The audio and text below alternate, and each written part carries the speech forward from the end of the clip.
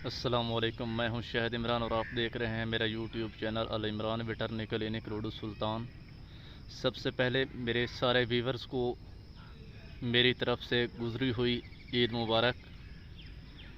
इसके बाद मैं आज आपके साथ अपने फार्मर्स अपने व्यूवर्स के साथ एक अहम टॉपिक डिस्कस करना चाहता हूं। वो टॉपिक व्यूवर्स है रिपीट ब्रीडिंग। मैं अक्सर फील्ड में जाता हूं तो मेरे पास जितने भी इंसेमिनेशन के केस आए हैं वो तकरीबन 80 से 85% केस रिपीट ब्रीडिंग के हैं। यानी रिपीट ब्रीडिंग से मुराद जानवर का बार बार फिरना। अगर जानवर को यानी कि इंसेमिनेट हमने करवाया है, वो बार बार फिर रहा है। जो जानवर 3 से ज़्यादा बार टीका रखने के बाद फिरता है, हम उसको रिपीट ब्रीडर कहते हैं। तो रिपीट ब्रीडिंग की मुख्तलिफ़ वजूहात, यानी कि जानवर गब्बर नहीं ठहर रहा तो उसकी मुख्तलिफ़ वजूहात है। उनमें जो मैंने सबसे ज़्यादा वजह देखी है वो है एंडोमेट्राइटिस, जिसमें बच्चेदानी यूट्रस की इन्फ्लेमेशन हो जाती है और उसके साथ साथ उसमें पस बनना शुरू हो जाती है। तो इसका ट्रीटमेंट किए बगैर चाहे आप जितनी बार भी इंसेमिनेशन करवा लें, जानवर ने गब्बन नहीं ठहरना।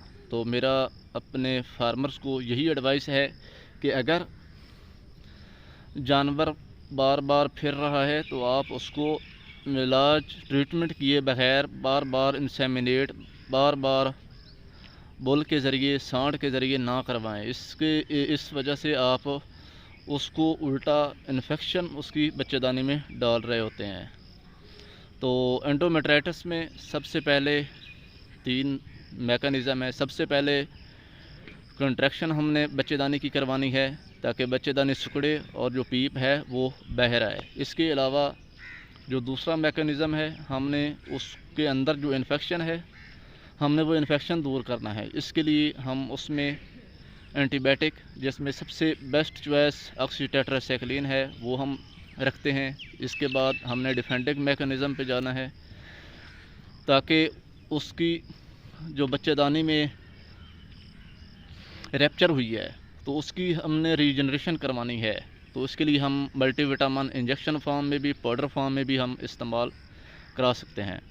रिपीट ब्रीडिंग की और भी वजूहात, जिसमें जो मैंने दूसरे नंबर पे देखी है वो फॉलिकुलर सिस्ट है। यानी कि अंडेदानी पे, ओवरी पे फॉलिकुलर सिस्ट बन जाता है, जिस वजह से जानवर बार बार रिपीट होता रहता है। तो इसमें सबसे बेस्ट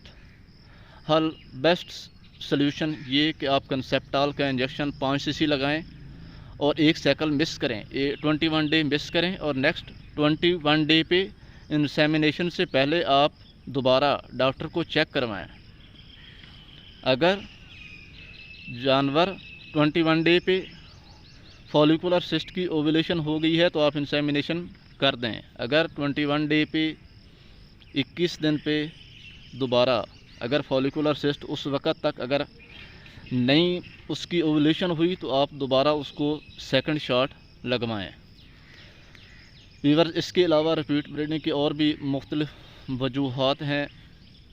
यूट्रस का और आउटर एनवायरनमेंट का टम्परेचर का बराबर ना होना। जिस तरह आजकल का सीज़न है गर्मी का, इसमें बेस्ट एडवाइस डॉक्टर को यही है कि जब आपको क्लाइंट की कॉल आए तो आप जानवर की तरफ जाने से पहले अपने मालिक को, क्लाइंट को ये एडवाइस करें कि जानवर को आप अच्छी तरह आधा घंटा नहलाएं। इससे उसकी यूट्रस का टम्परेचर, एनिमल का बॉडी टेम्परेचर आउटर टेम्परेचर के बराबर हो जाता है, जिससे कंसेप्शन बढ़ जाती हैं।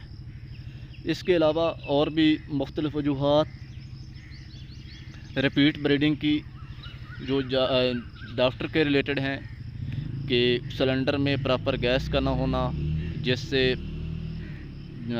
सीमन की क्वालिटी लो हो जाती है। और जब सीमन की प्रिपरेशन हम करते हैं इंसेमिनेशन के लिए तो हम गोबलेट को, यानी डॉक्टर हजरात गोबलेट को उसकी नेक से ऊपर ले जाते हैं, जिस वजह से उसकी क्वालिटी लो होती है। इसके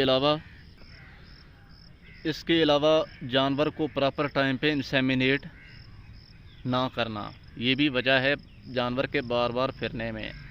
जानवर को इंसेमिनेट करने का बेस्ट तरीका जो गाय में है, अगर जानवर यानी कि उसमें गाय में AM टू PM का रूल अपनाएं और बफलो यानी कि भैंस में AM टू AM का रूल इस्तेमाल करें। इसका मतलब ये है कि अगर गाय सुबह बोली है तो आप उसको शाम को इंसेमिनेट करवा दें या कर दें। अगर भैंस सुबह बोली है तो अगली सुबह उसको इंसेमिनेट करवाएं। इसका मकसद ये है कि अगर आपने जानवर को बुल के ज़रिए करवाना है, इंसेमिनेट करवाना है, तो आप उसको स्टैंडिंग हीट में इंसेमिनेट बुल के ज़रिए करवाएंगे। अगर आपको उसको बज़रिया टीका, बज़रिया डॉक्टर इंसेमिनेट सीमन करवाना है तो आप जानवर को स्लो हीट यानी कि लो हीट में आप उसको इंसेमिनेट करवाएंगे तो उसके ज़्यादा चांस है कंसेप्शन के। आखिर पे मेरे अपने वीवर्स और अपने फार्मर्स को यही एडवाइस है कि अगर जानवर में नुक्स है, अगर जानवर बार बार फिर रहा है तो आप उसका ट्रीटमेंट किए बगैर बार बार इंसेमिनेट मत करवाएं, बार बार बोल के ज़रिए मत करवाएं। इसका वजह से आप उसको गब्बन ठहराने की बजाय आप उसमें उल्टा इन्फेक्शन डाल रहे होते हैं। तो उम्मीद करता हूँ कि आप आज के लिए यही काफ़ी होगा। अपना ख्याल रखें, अपने जानवरों का ख्याल रखें, 5 वक्त की नमाज़ अदा करें। अल्लाह हाफ़िज़।